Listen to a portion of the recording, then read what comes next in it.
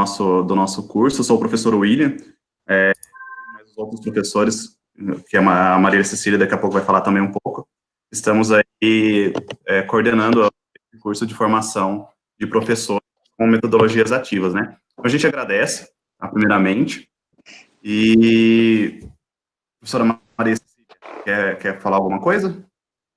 Eu quero agradecer a presença do professor Luiz, e que bom também que o professor Radael, que ministrou a semana passada a fala, nós estamos tentando entender, professor Luiz, o que é exatamente o que são as metodologias ativas, porque a gente tem várias perspectivas de entendimento. E nesses momentos de pandemia, né, eu fico pensando o que será um ensino por projeto. Então, nós vamos gostar muito de lhe ouvir, e eu especificamente tenho muito interesse na conexão de tudo isso com a aprendizagem significativa, que é o referencial que eu trabalho, tá? Muito obrigada. Bom, então, nós vamos iniciar, professor. Daí, para os demais participantes, vocês podem ficar à vontade para perguntar aqui no chat, e ao final, daí, se o professor permitir, a gente faz algumas perguntas, que, sim, acho que é um campo, né, não só de projetos, mas em toda a área, a gente sempre tem muitas dúvidas, né? Eu já trabalhei com projetos, né, mas era mais voltado para a área de projeto de estatística, né, para a educação básica e na formação de professores, mas a gente sempre ainda fica com aquelas dúvidas que podem ser sanadas agora. Então, se o professor permitir, e lembrando para os demais participantes que nós já temos algumas atividades lá no Moodle que estão relacionadas com os projetos, tá? Então, pessoal aí que tiver dúvida, vai perguntando ali no chat, que a gente vai marcando aqui, e ao final da fala do professor, a gente devolve para ele. Ok. Posso compartilhar minha tela, então? Claro, professor, fica à vontade. Então, tá bem.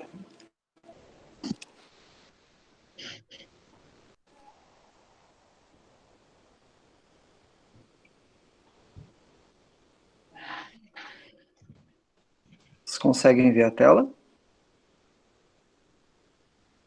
Sim, nós conseguimos. Então, tá bem. Bom, quanto tempo nós temos? A gente vai mais ou menos, professor, aí talvez uns 30, 40 minutos de apresentação e depois mais uns 15, 20 perguntas, mais ou menos, tá? Tá bem. Não, só para mim, mais ou menos, eu acho que eu fiz uns slides a mais, então. É que o pessoal, a partir das 18 horas, mais ou menos, eles começam. Mas a gente pode extrapolar um pouquinho sem problemas, tá? Não tem problema, não. Tá bem. Então, assim, eu gostaria que vocês ficassem muito à vontade, a gente está entre colegas, tá? E eu sempre gosto de reforçar isso, eu sou um eterno estudante dessa área, desde 2003, 2004, eu comecei realmente a fazer formação na área de ensino, né, voltada para o ensino superior. Fiz especialização com o pessoal do Brasil, Estados Unidos, e tenho alguma experiência em metodologia ativa, algumas metodologias ativas, né? Eu não tenho ideia de muitas delas, e como são tantas também, outras tantas, eu não conheço, sei que existem, né? Mas eu procurei focar os meus esforços naquelas que, a princípio, elas demandam um pouco mais, exigem um pouco mais, né, do docente, uma espécie de desafio, né? E dentre elas, então, está o bendito da aprendizagem baseada em projetos, tá? Então, o que eu pensei para esse nosso encontro? Uma passada muito rápida sobre essa questão da metodologia ativa e pegar de forma mais pontual, né? Embora eu gostaria de deixar muito claro que não tem como a gente explorar essa metodologia, né, em uma apresentação. Isso aqui seria pano para manga, assim, de um dia, dois, né, de capacitação com workshop e tudo mais, ou até 3. Enfim, mas dá para a gente ter uma ideia, né, do que seja essa metodologia. Tá? Então, eu parti aqui de uma reflexão, de ponto de inflexão. Eu acho que é necessário a gente compreender o perfil dos egressos e quem são nossos estudantes, né? A metodologia ativa em si, o que significa, ou alguns pressupostos dela, não é uma coisa nova. Para nós, no Brasil, ela é mais recente, né? Aí na década de 70, final de 60, começaram algumas discussões, se tornou mais forte em 80, 90 em alguns lugares, e na década de 2000 é que ela começou, na verdade, a se espraiar para todo o Brasil por conta de algumas iniciativas de formação, né? E hoje em dia ela está bem mais presente. Mas a metodologia ativa, essas discussões, elas vão lá no início do século passado, né? 1900 e alguma coisa, já nos Estados Unidos e na Europa começam a propor alguns métodos bem interessantes, tá? Bom, o ponto de partida é sempre mais ou menos o espelho daquilo que a gente vivenciou, né? Então, talvez muitos de nós, e eu fiz isso, né? E não condeno a aula expositiva, eu acho que ela tem o seu valor. Em alguns momentos cabe a aula expositiva, não é agora, nós não vamos demonizá-la, né? Mas na aula expositiva, de modo geral, a participação, o envolvimento de toda uma classe, de toda uma turma, ela é bem mais difícil da gente conseguir atingir, né, esse propósito. E por isso, muitas vezes, é difícil também de fazer conduzindo, né, dessa forma. Não que não seja possível, mas eu acho que ela é menos frutuosa no sentido do alcance da totalidade de uma turma, né, de como é que a gente trata e trabalha o conhecimento, que de modo geral ele é meio estilo gaveta, né? Conhecimento, uma gaveta, abre outra gaveta, outro conhecimento, e as relações, as associações entre eles, elas ficam um pouco truncadas e muito dependente do brilhantismo de algum professor que consegue fazer as junções de conhecimento. Outro gargalo bastante importante, né, numa metodologia mais tradicional, são as avaliações, né, que geralmente elas tendem a fazer ranqueamentos diferentes. Nesses ranqueamentos diferentes, então, a gente enxerga a capacidade de alguns, pelo histórico, estímulos que já tiveram pregressamente, né, um desenvolvimento e um aproveitamento melhor do que outros. Além disso, salvo raras exceções, costuma-se, né, de uma forma subliminar, estimular a competição, e não o conhecimento construído, né, de uma forma conjunta entre os pares. De forma que, dessa forma, é muito fácil da gente observar que aqueles que têm maior dificuldade, né, que não conseguem acompanhar o curso da turma, ficam com um elo muito fragilizado, tendendo a se romper. Ademais, nós sempre estamos correndo, né, em função do tempo, do desgaste, assim como eles também, e isso traz, tanto para nós quanto para os estudantes, um certo grau de ansiedade. E eu não sei se já aconteceu com vocês, comigo aconteceu e acontece frequentemente, às vezes me encontrar numa espécie de encruzilhada. Que caminho eu vou tomar? Né? E numa dessas angústias, né, achei que fosse bastante interessante partir do conhecimento de quem é o outro, né? Porque até um determinado ponto da minha vida eu parti só da minha história, da minha formação, como é que eu dei, como é que foi o meu interesse. Mas eu não posso julgar meu interesse da forma como eu relacionei com o conhecimento, né? E que isso seja transposto para todos. Nem todo mundo teve a sorte dos professores que eu tive, do estímulo dos pais que eu tive, né? Do acesso à informação que eu tive. E em algum momento eu transferi essa responsabilidade, uma certa indignação de como é que os estudantes não faziam isso como eu fazia, era só sentar, estudar e pronto, né? Na verdade não é assim. Hoje a forma de comunicação, a forma das relações também mudaram, né? A gente está da terceira geração indo para uma quarta, em que tem os avanços tecnológicos, os avanços digitais que permeiam a vida de todos nós, e muito mais deles, né, que já nascem com essa habilidade, que tem mais habilidade que nós, inclusive, né? Em um determinado ponto da minha vida, eu não proibia, mas eu não achava legal que o pessoal utilizasse meios, recursos digitais durante, ou acessassem durante as minhas aulas. Depois de um tempo eu percebi que, na verdade, as pessoas que estavam, eles, salvo as exceções, normalmente eles estavam acompanhando e traziam perguntas, né, porque tinha alguma coisa, ao mesmo momento que eu estava dando aula, eu estava acompanhando pela internet alguma coisa, algum artigo, alguma notícia, e traziam aquilo, e eu comecei a usar isso a favor. E ficou bem interessante quando eu descobri essa possibilidade, né?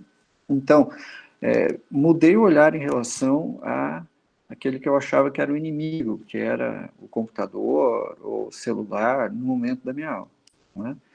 E eu comecei a utilizar esses recursos na mão deles como um aspecto que atraía, né? E daí, lá por um determinado ponto da minha vida, eu me deparei também com os perfis que é exigido no século XXI para os egressos, ou seja, o estudante tem que saber resolver problema, o estudante tem que ser crítico, reflexivo, ele tem que aprender a aprender ao longo da vida, ele tem que gerar, ele tem que criar, ele tem que inovar. Ora, esse criar e inovar é um exercício mental muito superior, assim, é diferente de você compreender, ler, citar, explicar. Você criar e inovar é algo muito mais profundo, muito mais desafiador. E além disso, as pessoas têm que aprender a se comunicar, seja ela com uma comunicação oral, seja ela uma comunicação escrita, visual, e trabalhar em equipe. Quem não conseguir fazer comunicabilidade, quem não conseguir trabalhar em equipe, né, não consegue se estabelecer com o que é cobrado já, não é só, não é a partir de agora, não, isso já está posto, né, nos quadros de emprego. Então, nós temos um desafio muito grande dentro dos nossos cursos de conseguir fazer com que os nossos estudantes eles percorram essas características relacionadas ao perfil desse século XXI. E a gente tem um ponto de inflexão. Bom, vou voltar aqui. Será que com a nossa aula tradicional a gente consegue cumprir com tudo isso? Talvez sim, talvez não. Eu diria que uma parcela muito pequena, com um esforço muito grande, capaz de conseguir alguma coisa. Embora a maior parte das vezes a gente sabe que não funciona, por experiência própria também, né? Tanto de um lado quanto de outro. Então vem um momento de inflexão, né? Um ponto de viragem. O que a gente faz agora? Então, uma das possibilidades é, ou são,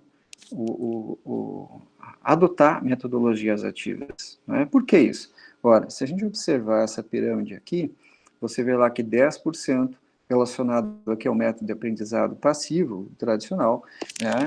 Consegue ler, escrever, observar, ver e ouvir. Discutir, vamos dar um crédito aqui.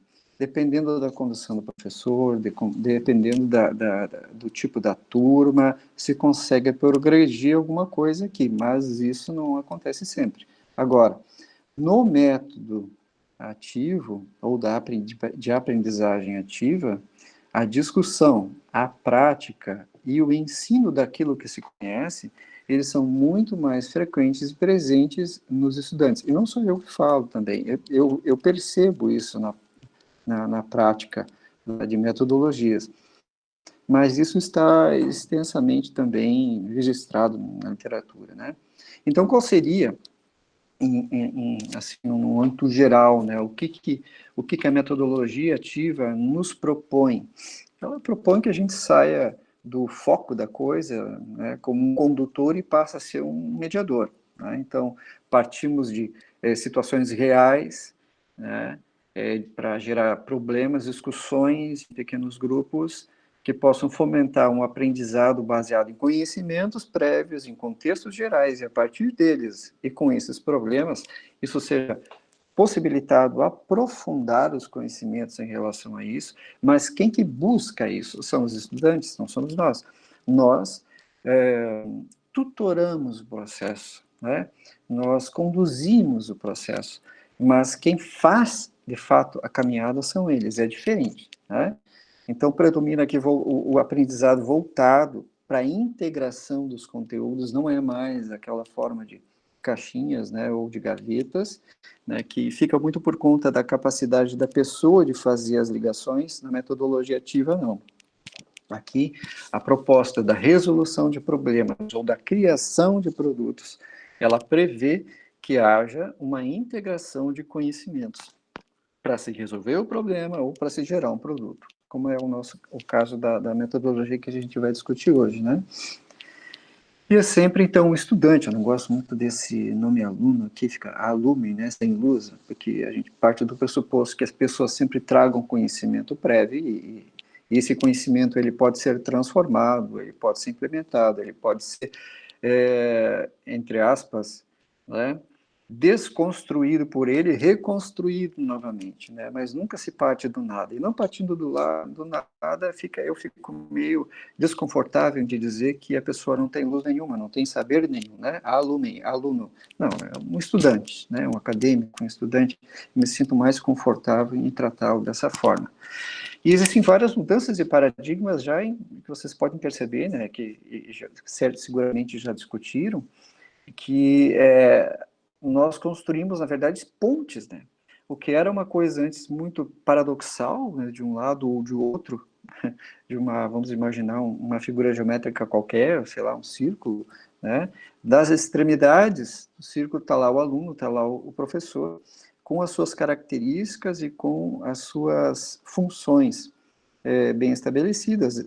E na metodologia ativa nós temos funções bem estabelecidas, só que, de modo geral, a não ser que o professor tenha um senso já mais humanitário, holístico, que busque aproximação, busque conhecer seus estudantes, né, de uma forma tradicional, e isso é possível. Na metodologia ativa, esse processo tende, porque também ele é construído e feito através de pessoas, né, e onde tem pessoas, existem algumas interferências e sempre aqueles que estragam a estatística, né? Mas, de modo geral, se busca esse acolhimento, se tem como uma ideia essa aproximação de construção conjunta do conhecimento, claro, sempre em favor do estudante. E você lembra daquele ranqueamento lá na questão da avaliação, né? Então, de modo geral, também, nas metodologias ativas, se desconstrói a competitividade entre os pares e se busca, na verdade, um crescimento em bloco. Quando eu quero dizer um crescimento em bloco, eu quero dizer um crescimento em que os indivíduos, eles são capazes de conduzir-se enquanto grupo, claro, com a facilitação do tutor, né, do docente, de forma que todos os indivíduos, dentro de uma condição normal, a não ser que haja uma predisposição em não aprender, né, ou algum problema de característica muito pessoal, tipo perda familiar, depressão, alguma coisa do tipo, né, tirando esses elementos, de modo geral, então, nós podemos considerar que há um aprendizado em bloco, e as pessoas, ao invés de competição, eles formam grupos, e eles começam a perceber, e não demora muito, eles começam a perceber a força e a riqueza do grupo. Por isso eu trago esse Ubuntu, né? Eu gosto muito dessa imagem, que é do dialeto de uma tribo africana, que eles têm esse dizer, né? Ubuntu quer dizer eu sou porque nós somos, ou alguma coisa do tipo, né? Também aquela construção, aquela fragilidade individual do grupo passa, a partir dessas características, a ter um fortalecimento, né? Eu lembro de uma forma muito presente, assim, quando a gente implantou, eu estive à frente da comissão de criação do curso de medicina por 3 anos, e pela necessidade, eu fiquei como coordenador do primeiro ano, então, caminhando laboratórios, aquela coisa toda que a coordenação precisa fazer, e formando um grupo, trazendo capacitação para o grupo e tal. E também atuando, né, porque a gente escolheu naquela época, o ensino baseado em problema, né, como principal condutor metodológico dentro do curso de medicina da Unitap. Pois bem, o grupo que eu participava tinha uma menina e ela começou no grupo de uma forma destoante em relação aos seus colegas. Eram 6 pessoas no grupo, e 5 desses meninos aí, eles estavam com conhecimento, assim, já bem avançado, então se podia trabalhar, né, de uma forma muito tranquila com eles. Mas existia uma das meninas que tinha uma certa dificuldade, não por ter dificuldade cognitiva, mas não teve acesso à formação que os outros tiveram. Mas por causa da metodologia ativa, da condução, da postura que vai se construindo, das relações que vão se fortalecendo no grupo, olha, foi muito bonito de ver a transformação, que no final do semestre não existia mais diferença entre eles. E aquela que destoava, ela simplesmente voava, né?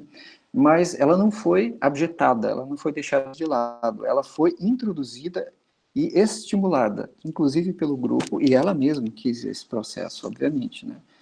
Então, é uma das grandes fortalezas. Aí, também, dentro dos propósitos da metodologia ativa, a gente passa pelo saber a aprender, né? Isso deve perdurar para o resto da vida do indivíduo, e a gente tem que também passar pelos processos, né, de aprender a fazer, aprender a conviver e aprender a ser.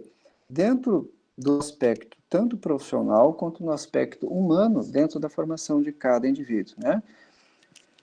Mas as intencionalidades correspondem, de fato, à realidade. Olha, quando a gente fala metodologia ativa, eu não sei com vocês, mas para mim eu tive isso, né?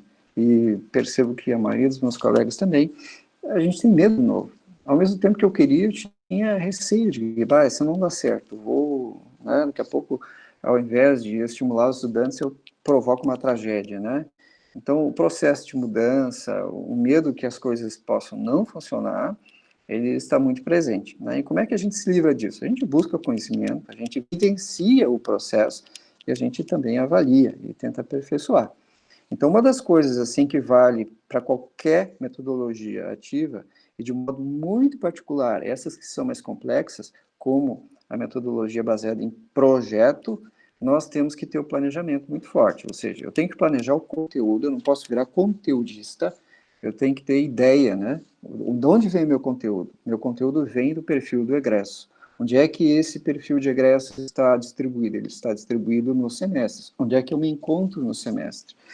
Eu estou nesse componente curricular ou no núcleo, né, que congrega, em vez de componente, vários conhecimentos, né, várias áreas de conhecimento.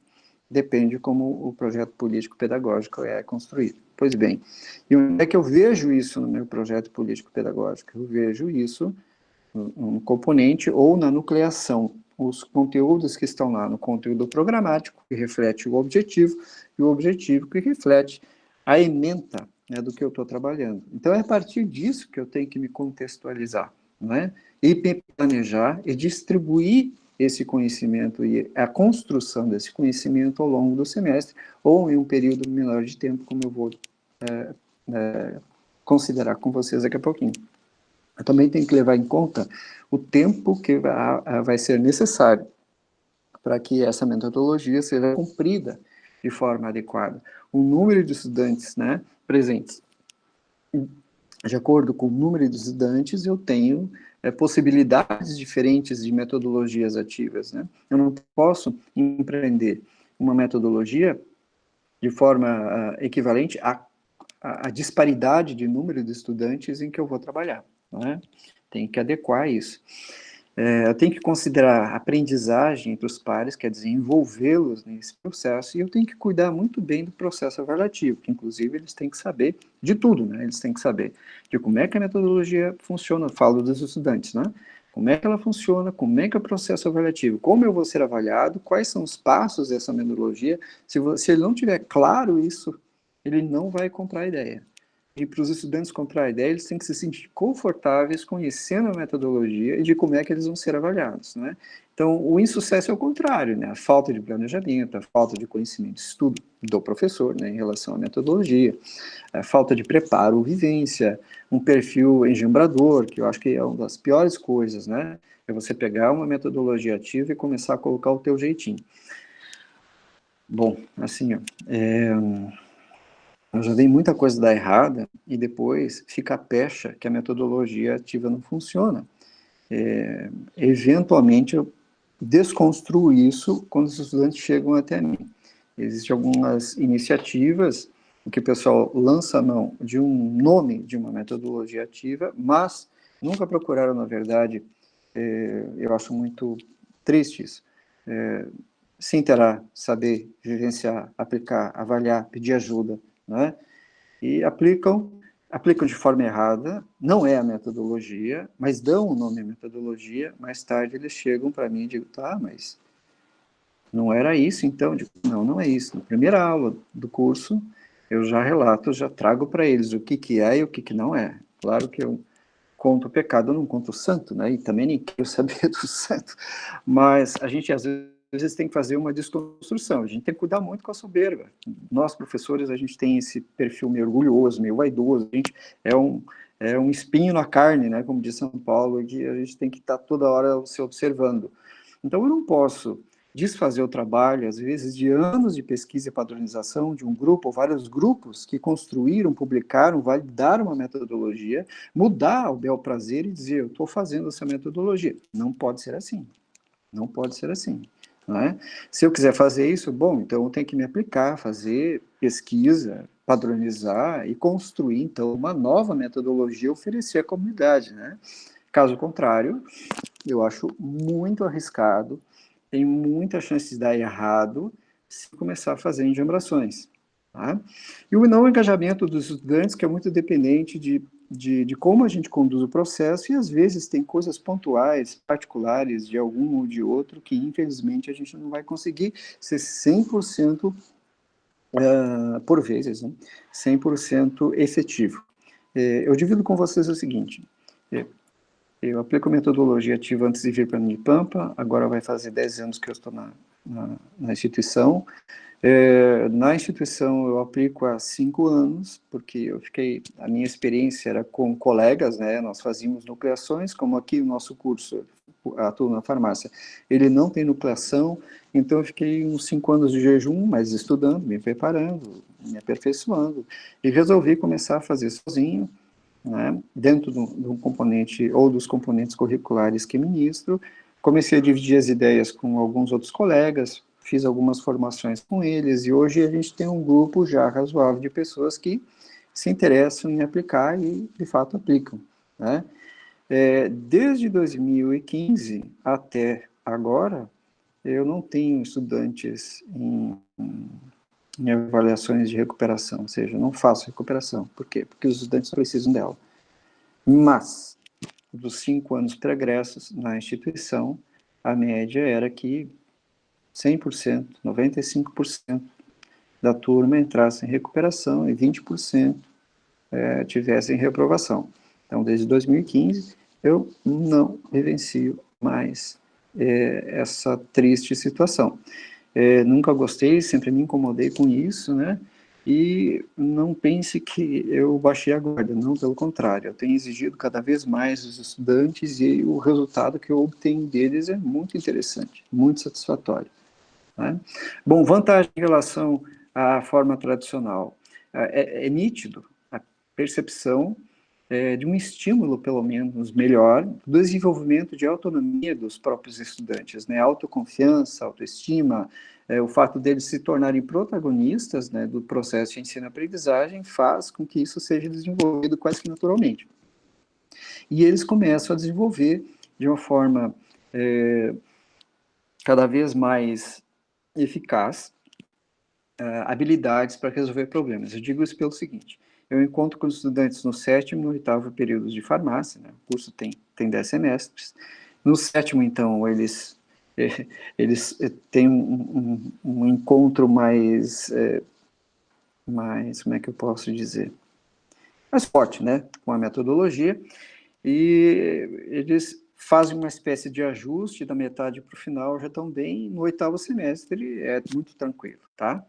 Então, dando os nossos primeiros passos, o que nós precisamos? Conhecer, estudar, vivenciar, elaborar bons problemas, isso aqui é tema para, tipo, outra formação, e conhecer versus ser tutor, também é outra panaceia de coisas aqui que eu não vou, nós não temos como fazer isso agora.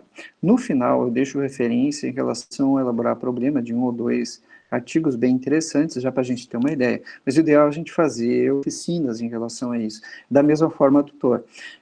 O ano retrasado, quando a gente fez formação com os docentes da farmácia, né, então fizemos também a questão da tutoria, teórica e prática. Quando foi para a prática, o pessoal se deu conta que, opa, a prática é um pouco diferente, né?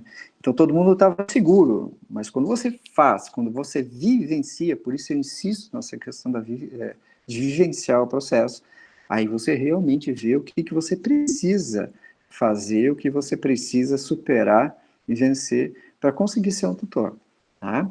Agora entramos assim especificamente, né, no nosso ensino baseado em projeto. Então o que ele vem na verdade a ser, né? Bom, o ensino baseado em projeto, assim como outras metodologias também, ele parte de um conteúdo significativo, ou seja, eu tenho que partir de alguma coisa que gere nos estudantes pelo menos a curiosidade, tá? Tem que ser alguma coisa próxima que eles possam tocar, e isso não precisa estar lá no final do curso, né? Pode ser no início do curso, já que você pode trabalhar de diferentes formas, no sentido da complexidade, né, das propostas, né? Mas tem que ser significativo, tem que fazer parte da vida da comunidade ou da praxis do profissional que ele está estudando para um dia ser, né? Então, o ensino baseado em projeto, ele tem essa prerrogativa. Então, ele parte de um conteúdo significativo, ele parte de questões, problemas norteadoras, né, para que o indivíduo consiga passar por diferentes áreas de conhecimento, juntar esses conhecimentos, né? O estudante é que decide o que fazer, em que sentido? Você, quando está falando de projeto, você não vai falar com o docente, né, para ele qual projeto que ele vai desenvolver. Não, é o estudante que vai escolher o projeto, o estudante não, o grupo de estudantes, né, porque esse ensino baseado em projeto, ele não é uma metodologia individual das pessoas, né, parte sempre de um grupo. Então, esse grupo de estudantes aqui vão determinar, a partir da questão norteadora, que tipo de projeto, que tipo de produto eles vão apresentar no final, tá? O projeto, essa metodologia, ela responde muito bem, né, ao perfil, às habilidades requeridas, né, aos estudantes do século XXI, no sentido da colaboração, da comunicação, do uso da tecnologia de forma responsável, ao desenvolvimento de habilidades, diferentes habilidades, ao pensamento crítico, à gestão de conhecimento, né, e a escuta inteligente. Isso aqui é muito interessante entre eles, né? É impressionante como ao longo do processo eles vão aprendendo a desenvolver a escuta. Todos nós sabemos que alguns estudantes são mais falantes, outros menos falantes, né? E não é a mudança do perfil, mais falante ou menos falante, mas é um saber escutar que eles vão desenvolvendo, né, no sentido do olhar do outro, ou para o outro. Então é muito bonito de você ver isso, né? Uma coisa interessante também, e é muito presente em outras metodologias, é que o tutor aqui, ele não dá respostas, ele é só um facilitador. Não é? Então, ele tem na cabeça o problema, ele sabe de onde partiu o problema, quais são os conteúdos, quais são os objetivos que os estudantes têm que cumprir, e ele não dá esses objetivos, eles que vão ter que chegar até eles, né? Por isso o processo da tutoria é importante. Só que um detalhe, tutor nunca dá respostas diretas, né? O tutor pode voltar com pergunta, ele pode questionar, um grupo, quando está desenvolvendo alguma coisa, alguma ideia, né, ou um objetivo, ou uma afirmação, por exemplo, da onde tem esse embasamento, ele é baseado em que você tem certeza disso, né? Então, a gente está sempre tutorando o processo, a gente não está dando respostas, eles vão construir o conhecimento, sem as nossas respostas. A nossa competência aqui, e ela é fundamental, é que nós consigamos conduzir o processo, cortar arestas aqui. Uma coisa muito importante também é o feedback e as revisões. Né? Em que sentido? Bom, vocês vão perceber que tem fases, né? tem etapas, né? Para serem estabelecidas no ensino baseado em projeto. E nessas etapas, o tutor também tem que fazer o feedback. Eu costumo dar feedback em todas as sessões, ou seja, no momento em que eu acompanho estudantes, né, a gente faço questionamentos em relação aos objetivos, às questões de estudos, o que eles estão conseguindo, quais são as dificuldades, e a partir disso vêm as minhas perguntas, muito eventualmente alguma indicação de leitura, mas muito eventualmente, eu não gosto de fazer isso, eu acho que fere um pouco, inclusive, a autonomia deles de busca. Eu prefiro fazer um screening, assim, do que eles estão lendo, né, e fazer alguma crítica construtiva em relação a isso, né, considerar que façam outros tipos de leitura, quando é o caso, né, mas deixar que eles façam. E o feedback? O feedback, então, passa por toda essa questão cognitiva, passa por questões atitudinais no grupo. Nem sempre os grupos começam, né, muitos amigos, porque quando eu monto os grupos, eu monto, assim, os mais ecléticos possíveis, eu não deixo amigo com amigo, eu deixo justamente para criar uma certa tensão entre eles no início, para eles aprenderem a trabalhar com o diferente. Né? Trabalhar comigo é fácil, mas não é a realidade que ele vai encontrar lá fora. Vai encontrar dificuldade de relacionamento interpessoal no mundo do trabalho. Então, fazendo o exercício, né, de um grupo eclético, é bem interessante que no final, no início eles começam, alguns meio que se odeiam, no final eles veem que não, o outro não é tão ruim assim, né, e alguns até se tornam amigos e começam até a sair juntos. Enfim, então o aspecto atitudinal, que às vezes a gente tem que mediar, né, algumas relações, e faz parte do papel do tutor também. E uma coisa bem interessante é a publicização do produto final, ou seja, esse tipo de metodologia prevê que ele seja apresentado um produto, né? De modo muito particular, ou é querido que isso aconteça, que seja para uma determinada público que não só o ambiente da sala de aula. Às vezes isso não é possível, em função de várias questões de cronograma, de acesso e tudo mais, mas ele traz essa possibilidade. Então, a gente sempre está partindo da realidade, e ela pode ser a mais variada possível. As questões norteadoras mais interessantes, né, e mais eficazes são aquelas que conseguem juntar tecnologia, no caso aqui, falo da área da saúde, tá? Tecnologia, saúde, aspectos sociais, aspectos do trabalho, saúde, trabalho, enfim.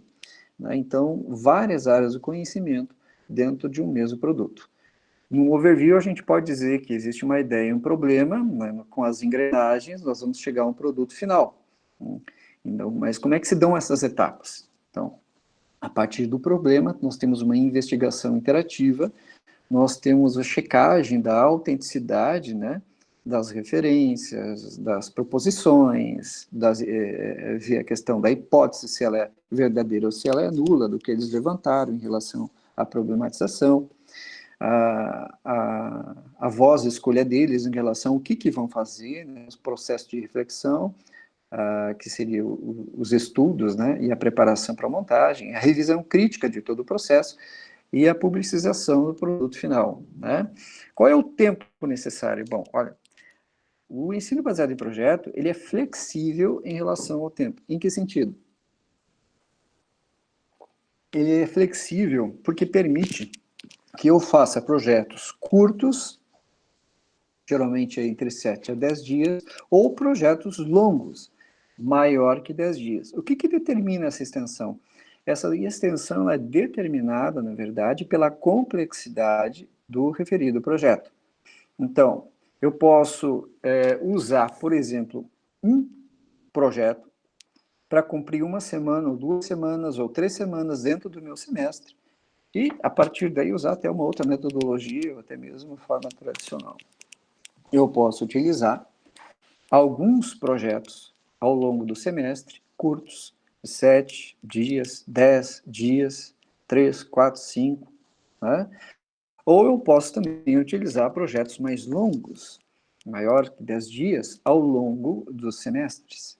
Ao longo do semestre, perdão. Então, quanto mais longo o projeto, é sinal que ele está fazendo um nível de complexidade maior. Está propondo um nível de complexidade maior aos indivíduos, ou seja, eu estou fazendo uma reunião de vários conhecimentos ali, que eles vão ter que entender, ajustar, relacionar, para poder criar o produto final. O docente, bom, nós não estamos fora do foco, né? Nós somos o tutor. Nós somos aqueles que ajudam eles enxergarem algumas coisas, cortarem arestas, mas a nossa função é estar observando tudo, né? O caminho que eles estão fazendo, como eles estão se portando, enfim, né? Tudo que exigir da relação de um determinado grupo. E o que nós temos que cuidar é que eles não embarquem numa barca furada, ou seja, eles traçando alguns objetivos e hipóteses que eles sejam inatingíveis ou que não sejam adequados, né, para aquele determinado percurso, né, levando-se em consideração que sempre vai existir o tempo, o fator tempo, para que se cumpra esse processo. Então, em relação a isso, nós temos que ter alguns cuidados, né, para fazer uma bem condução desse processo aqui.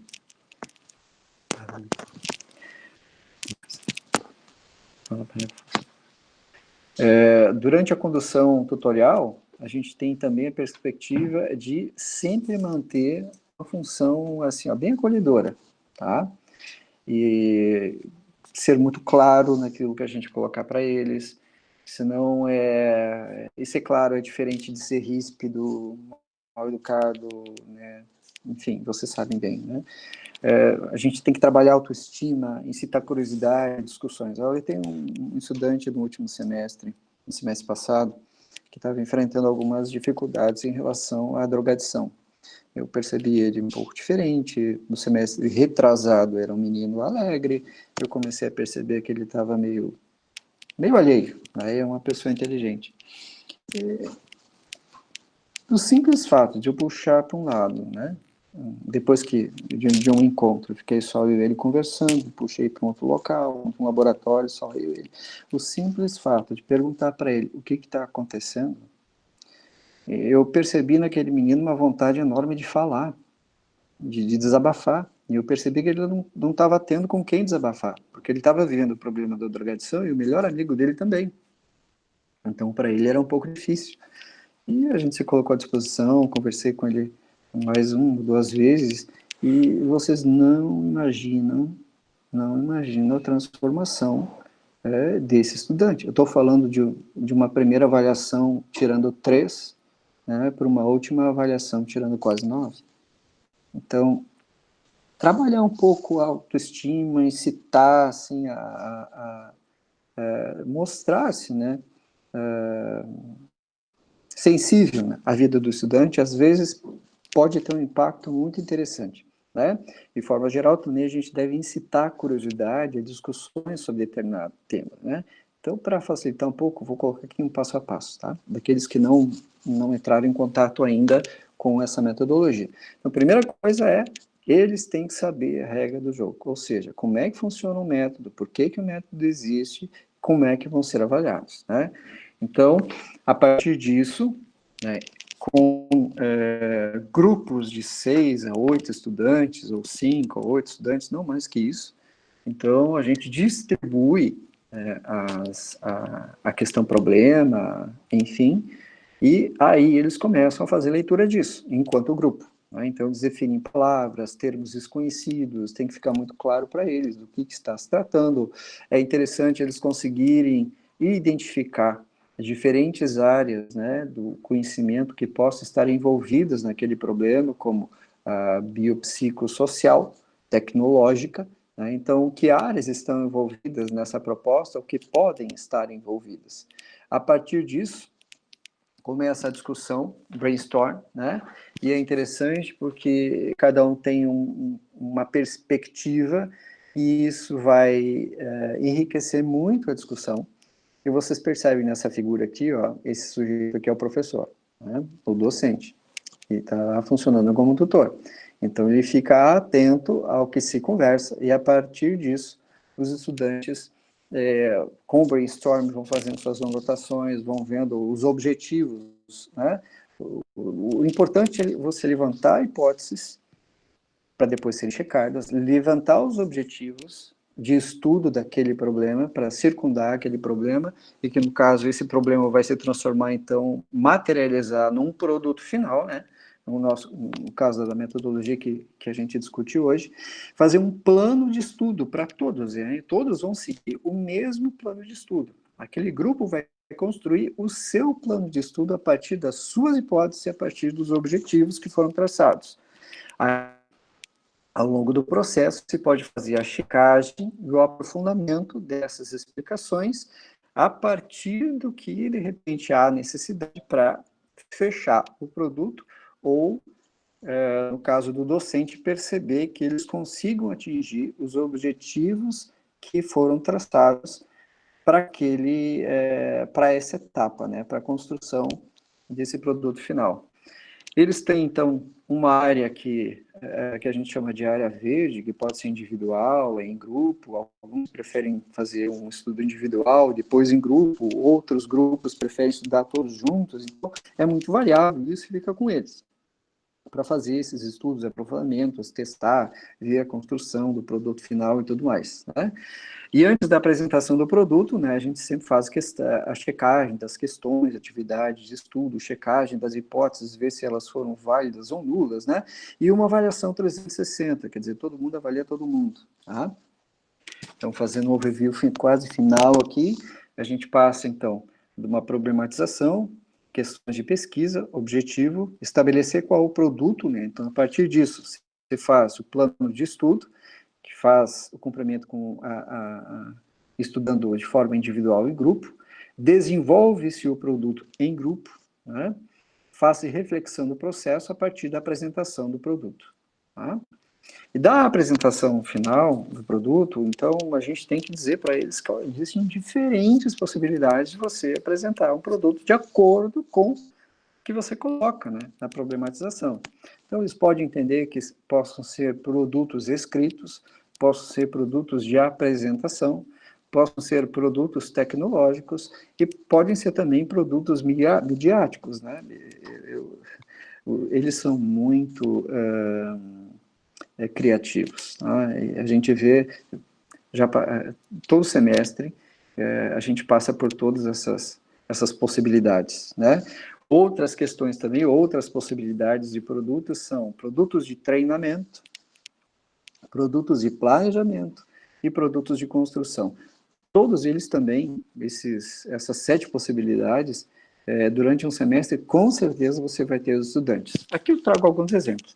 Alguns exemplos anteriores à minha vinda à Unipampa e alguns exemplos da Unipampa. Esses aqui são anteriores.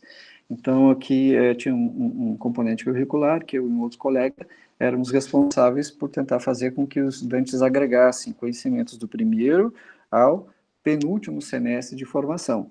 Então, esses estudantes de farmácia construíam coisas muito interessantes. Aqui eu trago 2 delas. Um batom de aciclovir.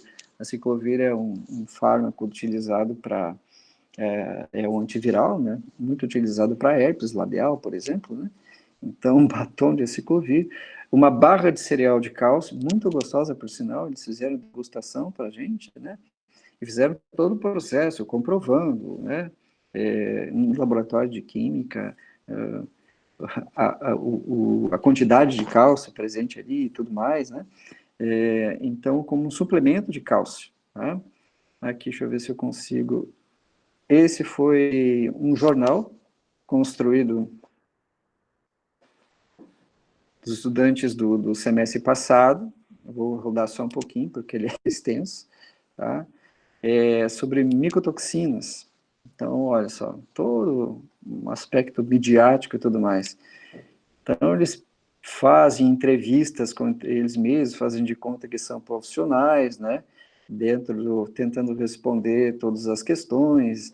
Aí tem aqui umas explicações com especialistas da área, né? Eles são ótimos. Bom, enfim, aí a gente tem aqui mais de quase 20 minutos, né, em relação a isso. No semestre anterior, por exemplo, aqui um outro exemplo é uma videoaula, né? Então, aqui a toxicologia da depressão, existia uma estudante que tinha habilidade de desenho, né? Então, o pessoal utilizou isso. Então, deixa eu passar aqui um pouquinho para frente.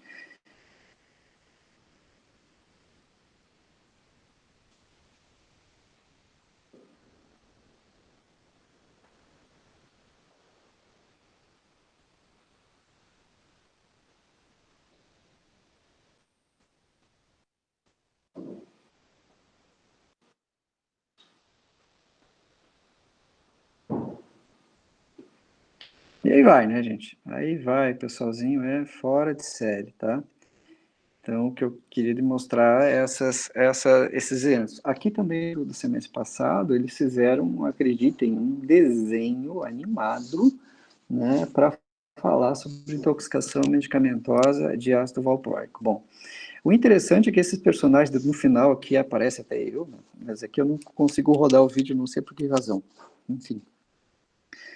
Eles fazem a característica visual dos personagens muito parecido com eles mesmos, né?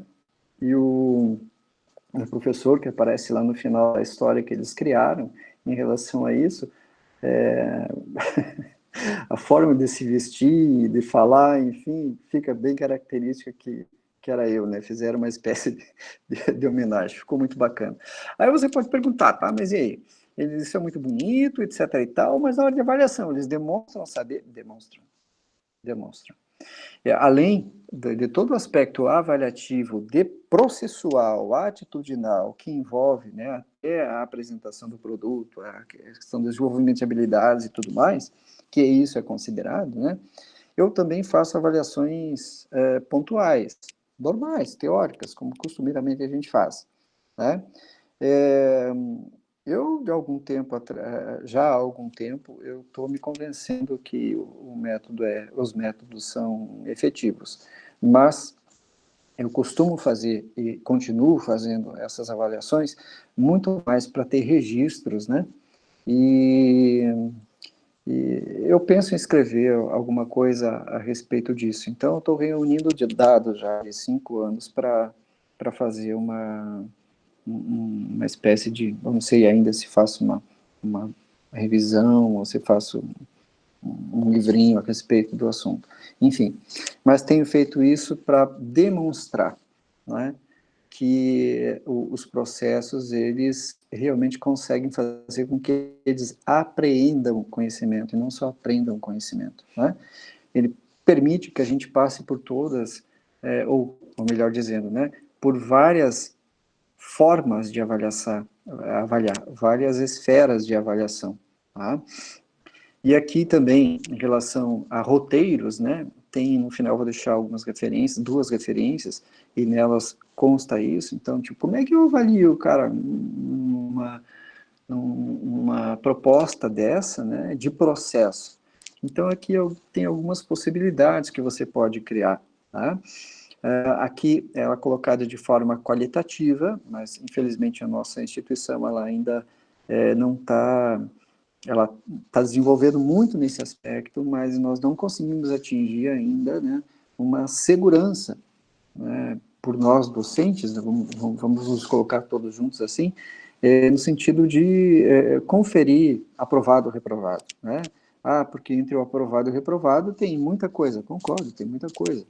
E o nosso sistema ainda é de notas. Então, o qualitativo, cada um vai ter que transformar isso depois no quantitativo. Mas, enfim, Se vocês me acompanharem aqui da esquerda para a direita, né, tem avaliação. O aluno julga a qualidade baseado tanto em padrões subjetivos como objetivos do material, objeto ou desempenho. Insatisfatório, proficiente e avançado. Então, insatisfatório. Não demonstra compreensão dos critérios utilizados para avaliação, não defende sua avaliação, não é apoiada por referências ao padrão, não incluem comparações e contraste com outras ideias, objetivos e materiais. Claro que ele tem que estar consciente de que tudo isso vai ser cobrado dele, né? Não dá para dar uma avaliação para o cara sem saber do que ele está sendo avaliado, né? Proeficiente. Demonstra compreensão, é capaz de defender ideias, né? É apoiado em referências e padrões, e inclui comparações, contrastes com outras ideias, objetivos e materiais. E o avançado, e vai além disso. A avaliação inclui referências, as três ou mais objetivos, ideias e materiais, desenvolve critérios claramente definidos de roteiro, padrões, diretrizes no seu processo de ensino-aprendizado, né? Tem aqui algumas habilidades que a gente pode observar, tanto na comunicação, na tecnologia, no processo de grupo, quanto ao planejamento, né? Que todas elas a gente pode utilizar, né? Algumas delas, um conjunto delas, né? Dependendo do que nós propomos ou queremos que eles desenvolvam, né?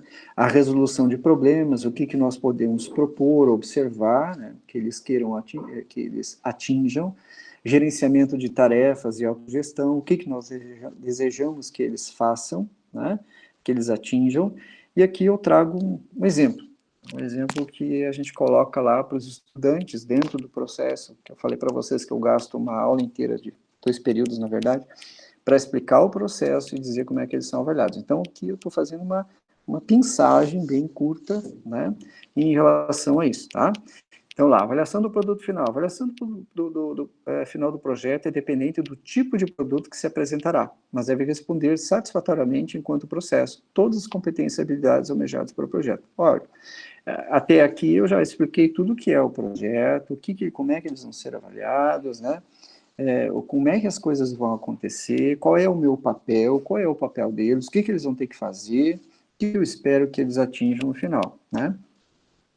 Então, como é que se dá isso no dia da apresentação? Bom, eu faço sorteio no dia da apresentação para 1 ou 2 apresentarem. A não ser, a gente é flexível nisso, obviamente, né, que seja uma dramatização, que seja uma apresentação de jornal, né, não midiático, mas local, que seja jogos, por exemplo, como eles já fizeram também, e muito interessante, que envolve vários indivíduos ou todos os componentes do grupo. Então, perfeito, tranquilo, né?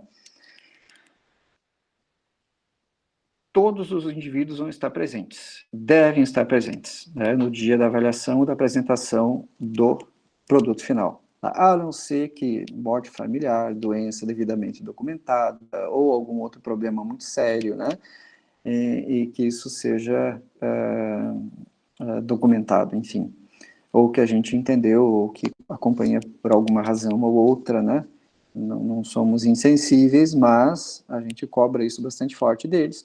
E se o indivíduo não apresenta, se o grupo não está com todos os componentes, então automaticamente ele já parte de -2, que é justamente para forçar. Infelizmente, nem todas as turmas têm maturidade suficiente para trabalhar com essa questão. Então, aquelas turmas, especialmente aquelas turmas que você vê que a maturidade ela não está ainda desenvolvida, você tem que trabalhar com uma coisa que, infelizmente, eles entendem, que é ponto, né? Nota.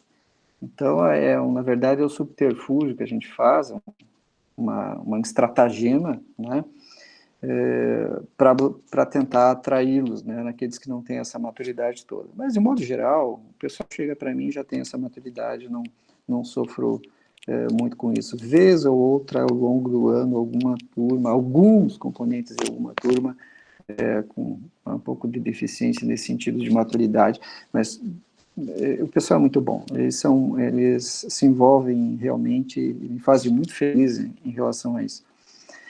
E outra coisa é que para cada novo projeto, quando eu trabalho, né, no semestre com vários projetos, né, ou pelo menos 3 projetos, os produtos não podem ser repetidos, ou seja, eles têm que arrumar coisa nova. E como eles são criativos, eles não encontram problema em relação a isso. Né? E no final a gente sempre dá o feedback. O feedback, a gente sempre tem que ser construtivo, positivo, né? Porque o aspecto negativo, como é processo, a gente faz os grupos, né? A gente lava a roupa suja em casa, né? Então, a gente vai construindo ao longo do tempo, vai ajustando isso. Então, no final, a gente faz, se houver necessidade, algum corte de aresta no sentido cognitivo, não é essa a proposta, né? Isso tem que atingir o objetivo antes, né? Mas o feedback é sempre no sentido de estímulo, né? E ver as fragilidades do processo em si, ou seja, eu costumo perguntar para eles, né, de forma individual, eles têm uma avaliação individual e uma avaliação em grupo. E depois, isso tudo é via eletrônica, né? Eles me entregam enquanto grupo e entregam individual. E ali eu faço perguntas, 5 perguntinhas, né? Mas umas delas, 2 que eu acho muito importante é assim, o que eu percebi que eu desenvolvi? Quais foram as dificuldades que eu apresentei ao longo do tempo e o que eu me propus para superá-las, né? E ainda, se eu fizesse de novo, se eu tivesse oportunidade de fazer de novo esse projeto, o que eu faria diferente? Então você força ele a fazer uma análise crítica. Bom, vem muita coisa interessante ali, né? Vem muita descoberta deles mesmos. Mas tem algumas coisas que aparecem que você percebe que ainda falta um pouco de estímulo pessoal. Tem pessoas que têm um pouco de dificuldade de autoestima, né? De não acreditarem em si mesmas, né? Então, eu pego esses resultados, né? E coloco para a turma. Mas, claro, a gente não aponta a pessoa, né? Traz como que apareceu no grupo como um todo. Então, dos vários grupos, junto tudo que apareceu individual, né, e alguma coisa em grupo, se for o caso, e faço um feedback para eles, no sentido de estimulá-los à superação. Na última vez foi um chororô enorme, e assim, a gente acaba esquecendo que fala, né? Passado, agora, início do ano, isso aconteceu ano passado, início do ano, veio uma menina e disse para mim, professor, eu vim lhe agradecer. E eu, filho, por que tu veio me agradecer? Pelo aquilo que o senhor falou. Mudou a minha vida e agora eu passei no mestrado, acho que foi na UFSC, e eu digo, filha, mas eu não lembro o que eu falei, mas se isso impactou positivamente para você, eu fico muito feliz. E então eles nos emocionam, assim, volta e meia, a gente recebe alguns retornos bem interessantes, e-mails, depois que passa tudo, quer dizer, não estão de puxa-saquismo, não estão dependendo de nota, nada, né? Depois de um semestre, às vezes 2, vem alguma coisa, fotos, professor, estou assim, estou assado, passei em tal coisa, o conhecimento lá valeu para isso, para mim passar, enfim. Então tem muitas coisas legais nesse sentido, né? Bom, pessoal, então eu fiz um overview extremamente rápido, acho que até passei do tempo, eu espero que vocês, quem não entrou em contato ainda, tenha tido uma ideia, pelo menos superficial, do que seja aprendizado baseado em projetos. Eu trouxe aqui alguns livros, tá? Posso deixar isso aqui em PDF depois para vocês. Esses 2 livros aqui, eles tratam justamente dessa metodologia. Esses outros fazem alguma linkagem com metodologia ativa. Obviamente que existem várias outras metodologias, né? E, assim, tem alguns artigos, né, interessantes para escrever bons problemas. Então, esse aqui é um artigo bem tips, assim, sabe? Bem, né? Problematização também, de como é que a gente faz esses problemas. Então, esses 2 aqui vêm de encontro com essas questões. Obviamente, não existem só eles, existem vários outros, né? E aqui eu acho bem interessante a gente trazer sempre consigo, né, em mente a questão da taxonomia de Bloom, tá? Que nos ajuda a estruturar os objetivos que a gente quer para propor, né, os problemas que vão para as metodologias ativas, inclusive para essa, né, que a gente trata hoje, né, e que possam ajudar no processo. Então, pessoal, muito obrigado. o que eu tinha para apresentar era isso. Deixa eu parar a apresentação, voltar para cá. Não sei se ajudei ou atrapalhei, mas enfim, vamos lá. Obrigado, professor, foi muito esclarecedor. Até um comentário aqui que foi colocado no chat, né? A professora Melita colocou que ela está encantada com a experiência, né? E eu acho que a gente pode ir mais além, né? Até a própria didática da apresentação já apresenta essa ideia de familiaridade com a própria metodologia. Eu quero fazer uma colocação, né, e uma pergunta. Aí depois eu vou abrir para alguns professores perguntarem alguma coisa que eles ficaram com dúvida.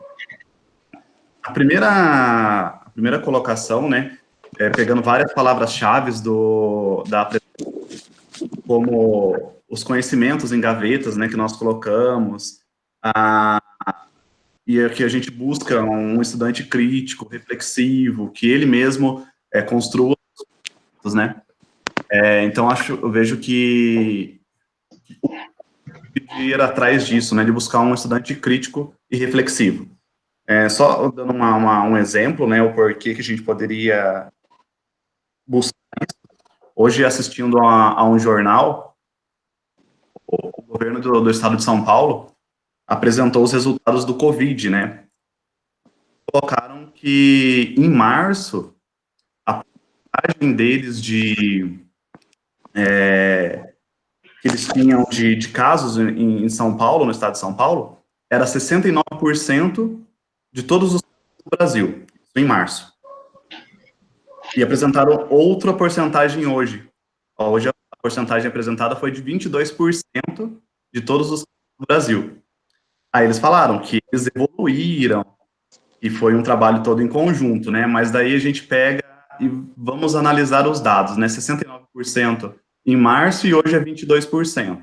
A porcentagem caiu, mas será que realmente é isso? Ele não mentiu, né? Ele apresentou dados verdadeiros, todas as informações verdadeiras, mas houve uma distorção da realidade, né? Porque os casos em março eram muito menores do que a gente tem hoje. Então, ele usou dados aí verdadeiros para fazer uma afirmação fora da realidade, né? Então, quando a gente busca um estudante crítico e reflexivo, que que ele consiga entender, para que ele não seja enganado pela mídia, né? Aí, professor, eu queria fazer uma pergunta. Nós, assim, não estamos tão familiarizados, né, com a metodologia. Quando você começou a trabalhar com ela, e acredito que foi melhorando com o tempo, né? Mas quais eram as dificuldades lá encaradas, lá no começo, né, que você teve, e o que você fez para que não perdesse o entusiasmo por ela? Até você colocou na tua fala que pode acontecer da aula não dar certo e o professor culpar a própria metodologia. Acredito que lá na primeira aula sua, talvez não tenha saído como você quis. Como foi essa experiência de ir adaptando e deixar ela como você trabalha hoje? Ok. Obrigado por essa pergunta, Helena, ela é bem pertinente. Veja só. Quando eu comecei a trabalhar com essa metodologia baseada em projeto, então eu já trabalhava com metodologia baseada em problema já há anos, tá? E ensino baseado em equipe, problematização, arco de Magalhães, e nessas outras metodologias, junto com os meus pares, as primeiras a gente errou muito. Errou muito no sentido da formulação de problemas. Erramos muito no sentido assim, ó, de saber o que nós queríamos, na verdade, que o estudante soubesse.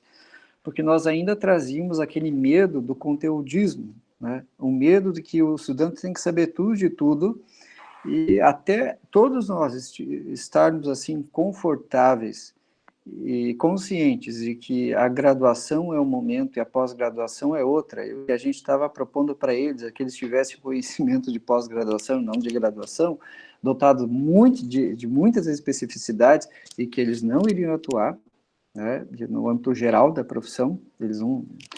Enfim, só isso foi assim muito... teve muita discussão, muita reunião, pratos quebrados, depois pratos colados, né? Entre os pares, dificuldade de vencer isso. Uma vez que nós vencemos essa questão do conteúdo, mas como é que nós vamos vencer o conteúdo? Vamos para o perfil de egresso. O que a gente quer formar? Tá?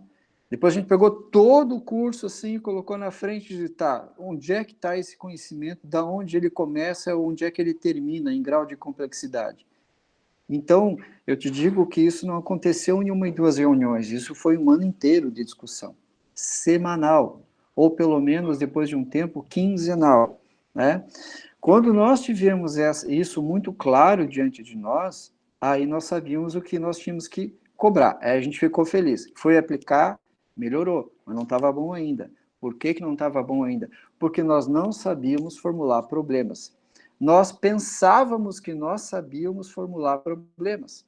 E como nós começamos assim a nos debruçar de, putz, então, peraí, começamos a fazer nós mesmos, né, alguns exercícios, do tipo, um grupo formulava um problema e como se o outro grupo, então, fosse um grupo de estudantes que desenvolver ou responder aprendizado baseado em problema, né, que era o que a gente estava trabalhar.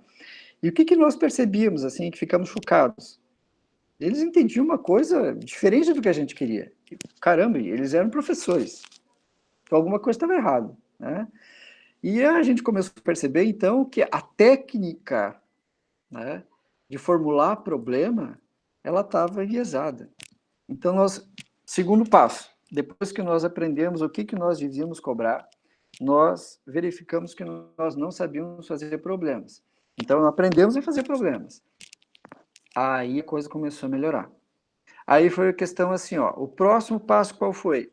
Dificuldade de todos os docentes, e como era uma metodologia proposta para um curso, né, então, e envolvia tutoria, que todos exercessem a tutoria. Então, a gente tinha lá artigos e tal, de como é que ser tutor.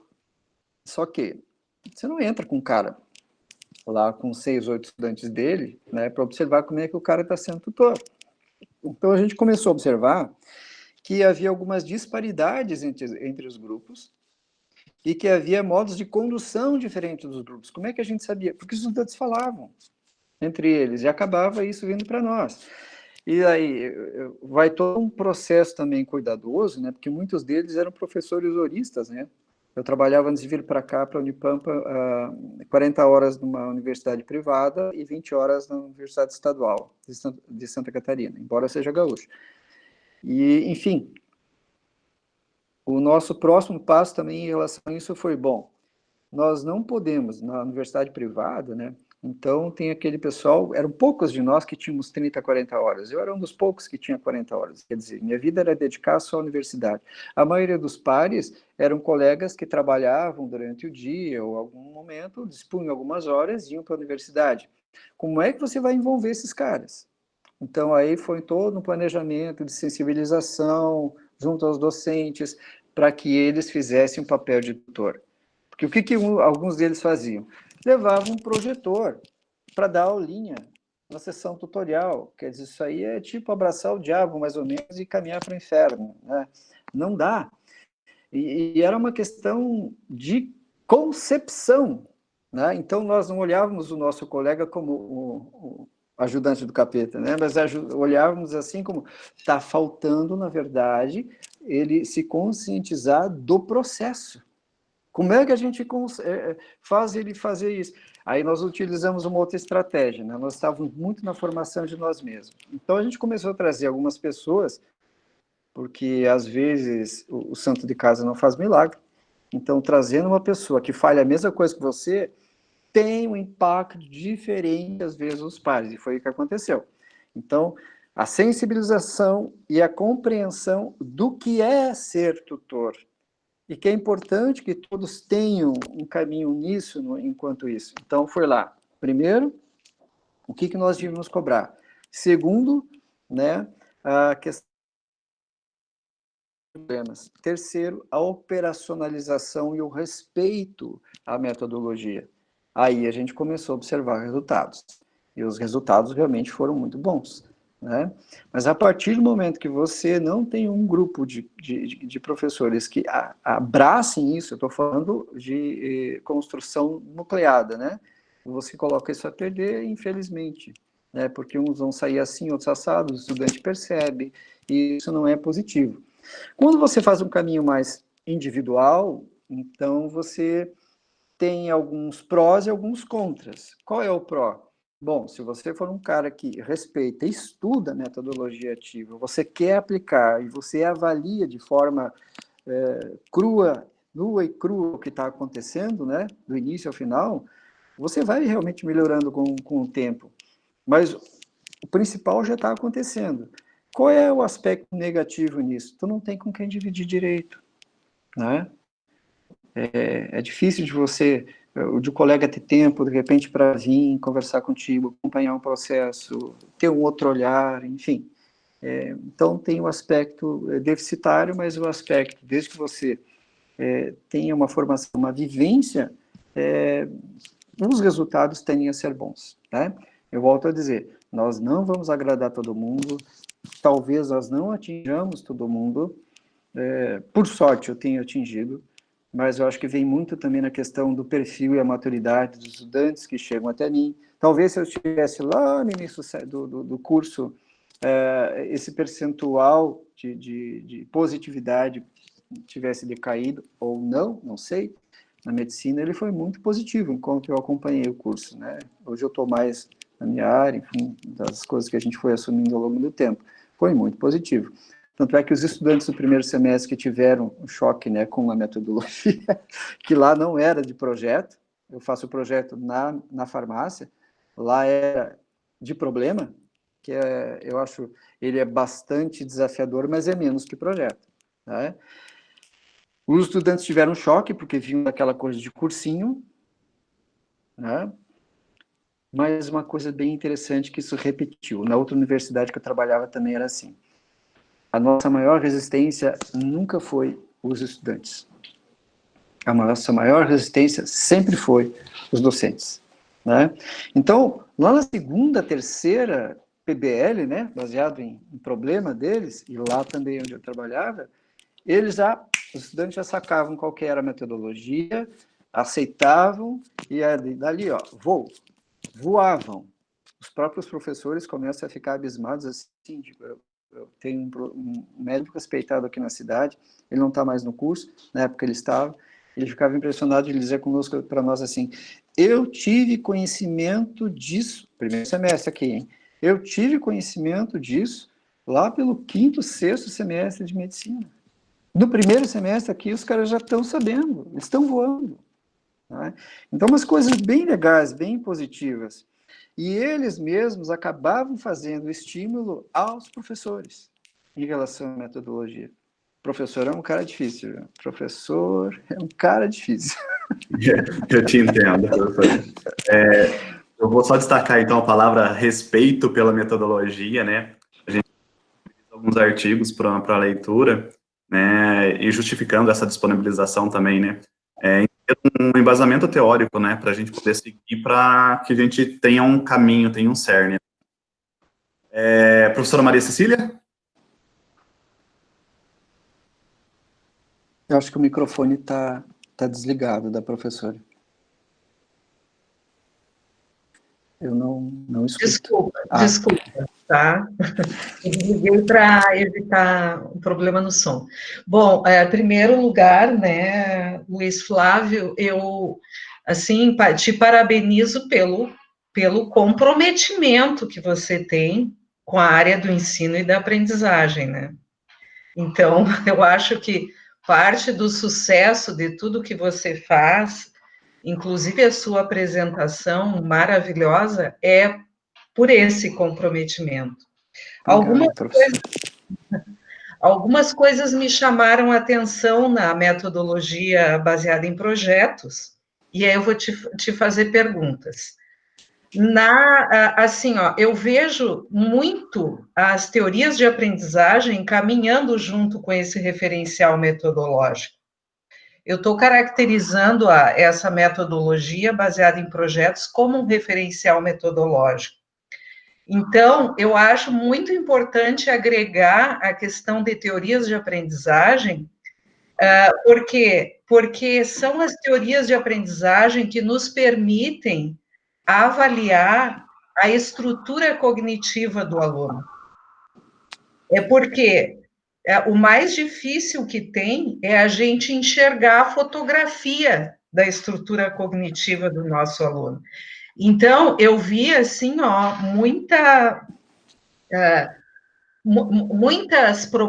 tudo que você falou me leva a crer que é uma metodologia excelente.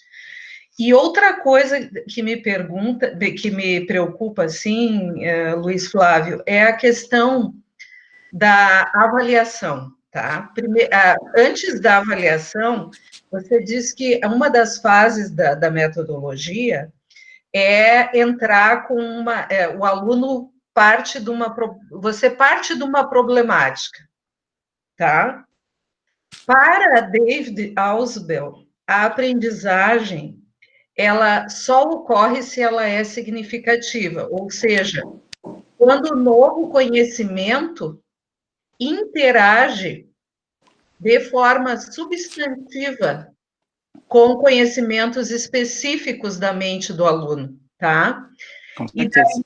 É claro que essa definição de Ausubel traz à tona a necessidade de conhecimentos prévios, que você falou muito, né?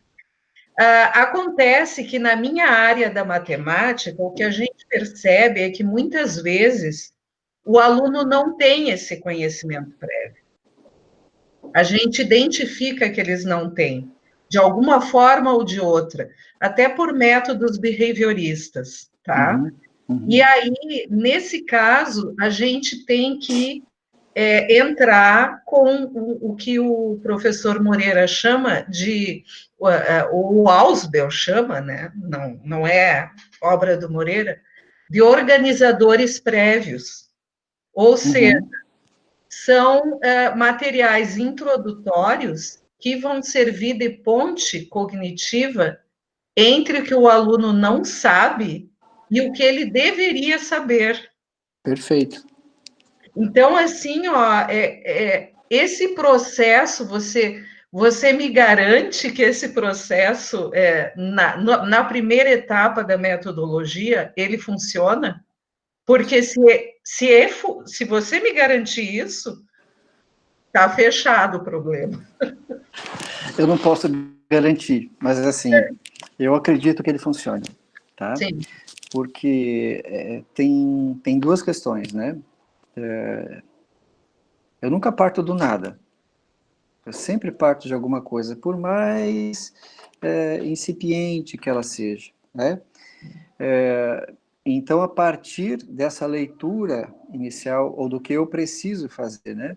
A minha leitura é 7º, 8º período. O que eles têm antes? O que os meus colegas deram antes? Eu procuro ter essa conversa com os meus pares, né?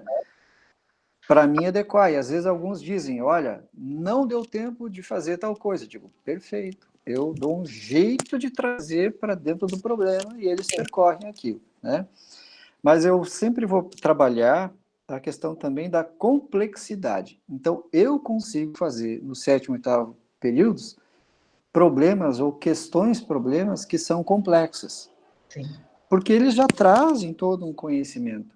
Agora, se eu estiver lá no início, eu não posso trazer essa complexidade. Então, eu tenho que adequar o nível de conhecimento, mas dentro desse nível de complexidade menor, eu tenho os meus objetivos, eu tenho os meus quereres, né, que ele atinja. Então, é uma questão de eu adequar o que eu estou querendo, qual é a minha proposição para eles. Se é necessário, às vezes, quando você pega o estudante de primeiro semestre, você não tem como conversar com os pares, porque não houve um semestre anterior. Então, o que a gente sugere? Uma avaliação de como é que chama mesmo o termo? Diagnóstica. Sim. Né? Para ver como é que estão os sujeitos. E a partir disso, eu elaboro os meus planos. Né? Os meus planos de aprendizagem, se eu vou usar aquela ou esta metodologia, se cabe bem mais isso ou se cabe bem mais aquilo, quais são as minhas relações com o meio externo, se é possível eles fazerem uma visita e a partir dela serem provocados, e, enfim. Eu tenho uma tia que aposentou já, mas ela era professora de matemática também, matemática e biologia, numa escola do interior de Passo Fundo, escola agrícola, assim, não escola agrícola técnica, mas escola de interior, né? E sétima e oitava série, quer dizer, hoje é oitava e nona, né? Nono ano, enfim. E ela usava umas coisas assim fantásticas, eu ficava encantado com a tia, porque como ela estava no meio rural, então ela utilizava a criação de animais, ela utilizava os silos, enfim, os galpões, e com os galpões ela ensinava para eles geometria, como calculava, fazia, acontecia, né? E com a biologia ela fazia, então, um sucesso, né? Porque partia sempre do que para eles era a criação de galinha, a criação de porcos, criação de ovelha, criação de a plantação disso, plantação daquilo. Então, ela partia sempre de alguma coisa que os tocasse, né? E a gente costuma fazer o mesmo, só que dentro de uma outra contextualização daquilo que a gente ministra. Então, eu acho que tudo é uma questão de a gente adequar a complexidade e ter essa leitura, né, com quem nós estamos tratando. Sim.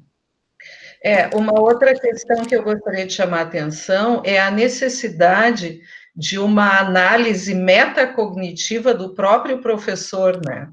Porque nós somos behavioristas por natureza, né? Isso é verdade. Então, assim, ó, é complicado. Mas, para não tomar muito tempo, que tem muitas perguntas, a questão da avaliação, na perspectiva de uma aprendizagem construtiva, que é o que está se adequando às metodologias ativas, é necessário que ela seja recursiva. Quer dizer, tem que dar uma chance, de novo, em cima do próprio aluno ter entendido. Quer dizer, o erro não é um, como é que eu vou te dizer?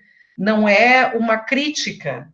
O erro às vezes é necessário para ele criar novos esquemas, né, para dar conta da situação. Então, perfeito. Está desenvolvendo, né?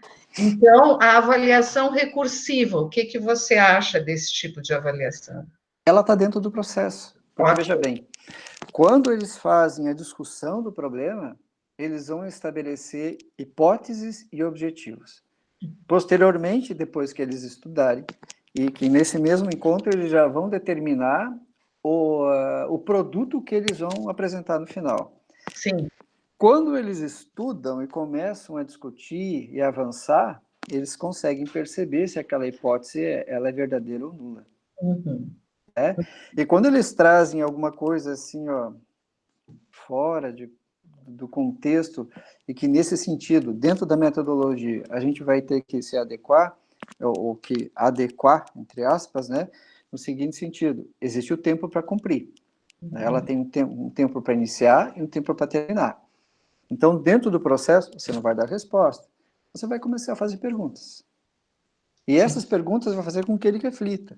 Sim. E essa reflexão vai fazer com que ele volte lá para aquelas hipóteses, aqueles objetivos e aquela proposição de produto e vai dizer, será que dá, será que não dá? Né? Uhum. Então, e daí dentro daqueles, como é sempre uma construção de pares também, né, dentro de grupo, então quando eles voltam a discutir o problema, e você está acompanhando isso, né? Quando eles voltam a discutir o problema, eles mesmos vão se convencendo entre si.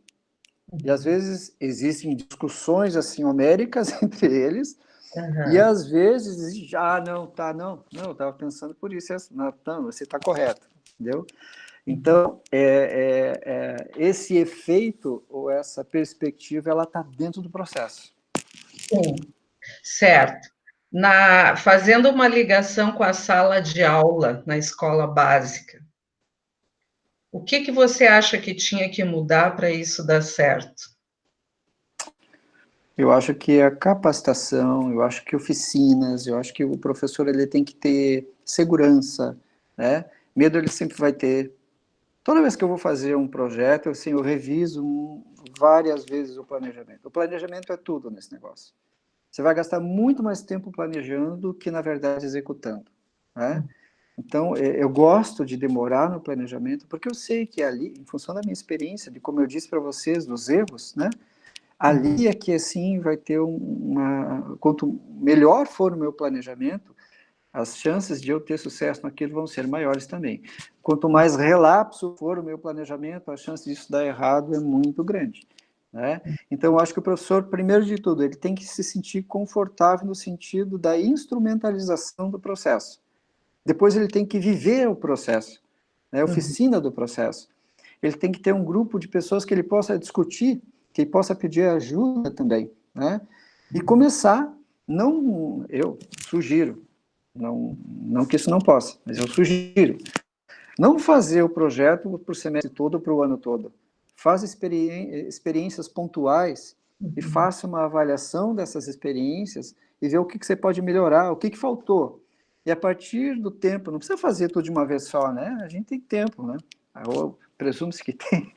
Então, a gente vai evoluindo ao longo do tempo, vai aperfeiçoando. A sua capacidade de tutorar um processo, por exemplo, é muito diferente de quando você começa pela primeira vez e quando você já está lá 5, 10, 15 anos nesse negócio.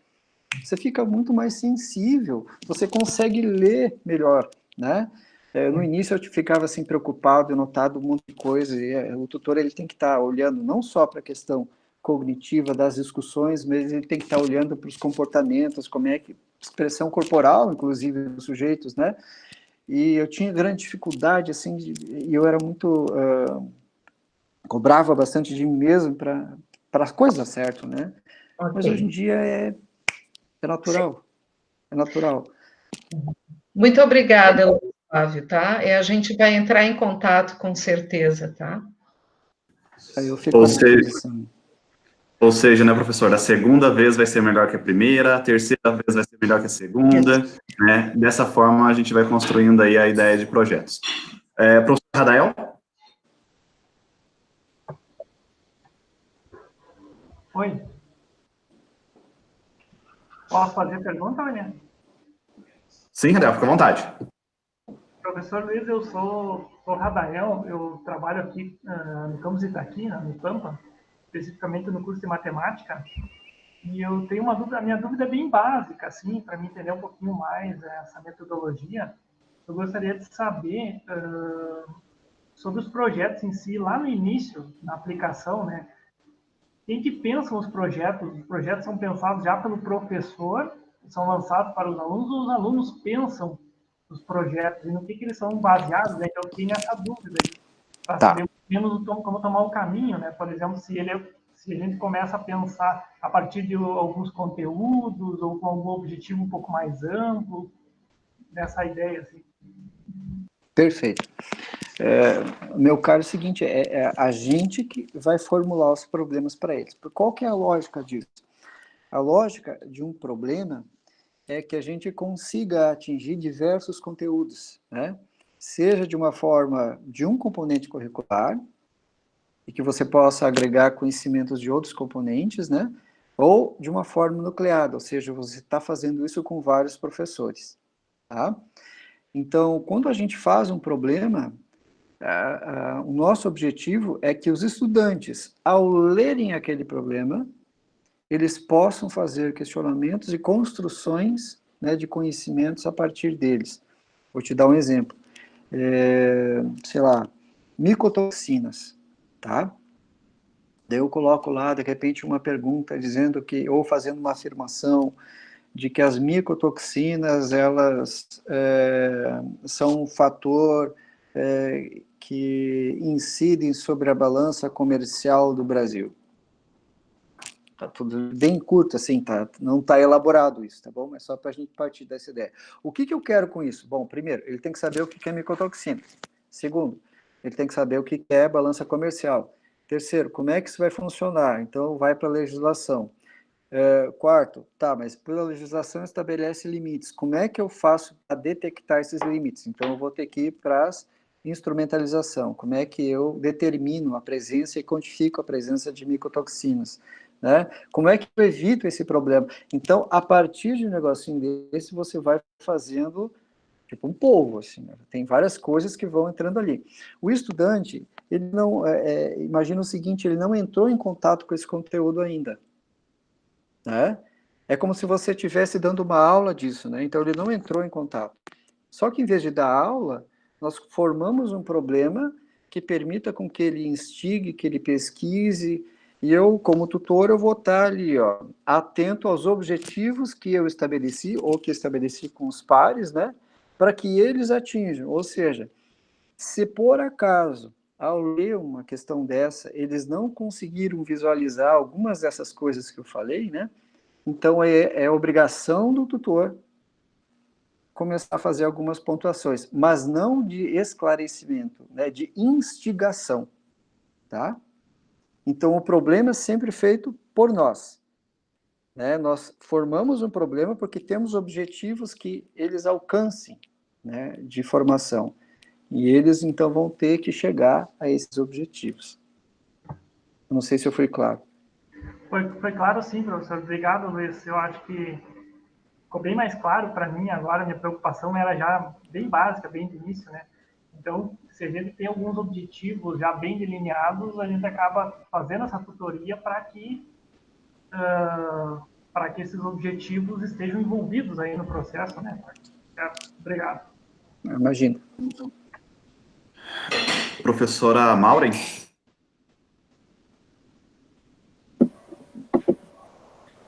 Boa tarde, colegas. Obrigada, professor,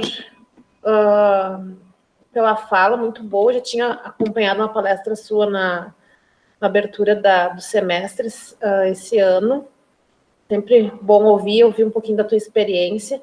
E a minha pergunta também é muito básica, né? Eu fiquei me questionando, depois, conforme a tua fala foi avançando, eu entendi um pouquinho melhor, né? Tu gasta 2 aulas só explicando para os alunos. A minha pergunta era: que momento que eu vou orientar esses alunos? Eu vou orientar eles durante a aula ou vou ter um período, vou dedicar mais horários para ele extra, para eu conseguir, de fato, conversar melhor com os grupos e conseguir dar um direcionamento nesses projetos?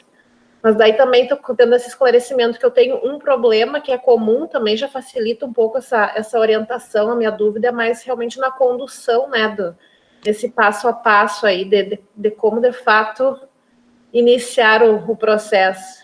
Obrigada. Olha só, como eu falo em relação à estrutura do curso onde eu atuo, tá, mano? Que é a farmácia. Nós estamos organizados em componentes curriculares, né? Nós não estamos organizados de forma modular, então o planejamento é feito ou pelo professor ou pelo outro colega que eventualmente divida aquele componente curricular com ele.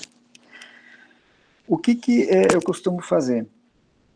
Eu planejo alguns projetos que são curtos e outros que são longos, tá? Em relação a isso, quando eles vão se reunir? Bom, eu planejo de tal forma que eles ocupem o momento do componente curricular para fazerem os seus trabalhos. É óbvio que eles acabam se envolvendo com esse negócio e querendo apresentar bons produtos e ocupem parte do final de semana, que eles vão se reunir, tomar chimarrão, enfim, e acabam trabalhando também em cima do projeto. Mas a parte grossa da coisa, do trabalho, é feito nos horários, estou falando da minha experiência, tá? Nos horários do próprio componente curricular, tá? Porque eu fico preocupado também de ocupar muito tempo deles, e como eles também têm outros componentes, outras conduções, né? Isso possa vir prejudicá-los nesse sentido. E eu não quero criar ranço deles em relação à metodologia, né? E que não seja uma coisa muito pesada. Filho, faça favor de colocar ali, papai.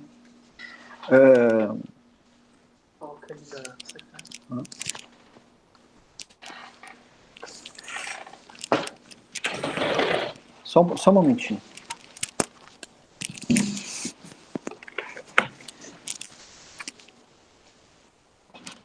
Tá ficando sem bateria. Então, eu tento ocupar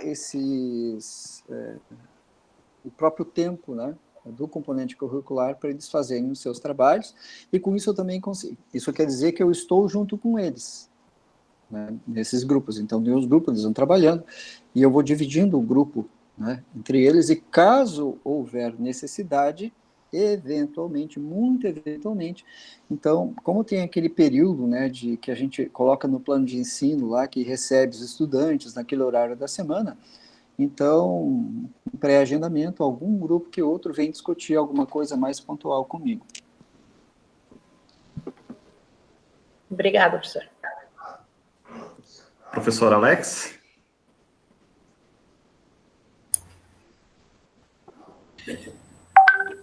Obrigado, professor William.